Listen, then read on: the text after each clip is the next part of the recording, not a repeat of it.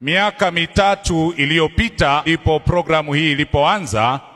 Dada yangu alinipigia simu akiniambia ninaomba nije nyumbani kwako kwa muda fulani. Nilimpokea na kwa hakika ni kutokana na changamoto aliyokuwa nayo katika maisha. Hata hivyo Mungu jua namna ya kuwapitisha watu wake. Ndugu zangu, dada yangu huyu alikuwa katika ndoa na kwa miaka 13 amezika watoto 10.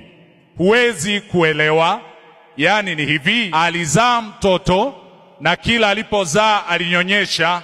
Baada ya miezi michache mtoto anafariki. Alibeba tena mimba mwaka mwingine, baadaye mtoto anafariki. Hesabu hadi wafike 10. Haukuwa uzoefu rahisi. Amezunguka hospitali za kutosha ndani na hata nje ya nchi ama nchi jirani, lakini mwisho akachagua kuja kwangu. Kwa nini kwangu? Akasema pengine kwa mchungaji, pengine maombi yakiongezwa yumkini kukawa na tumaini.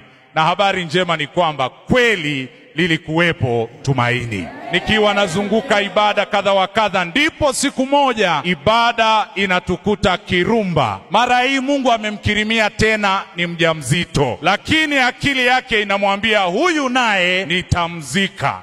Maana ikiwa 10 wote amezika, huyu itawezekanaje? Kila wakati akiendelea kulea ujauzito wake na maombi mengi, alijipa moyo kwamba awamu hii huyu ataishi. Nasi ndivyo tulivyomtia moyo. Mwaka huo wa 2021 hatimaye mtoto akazaliwa.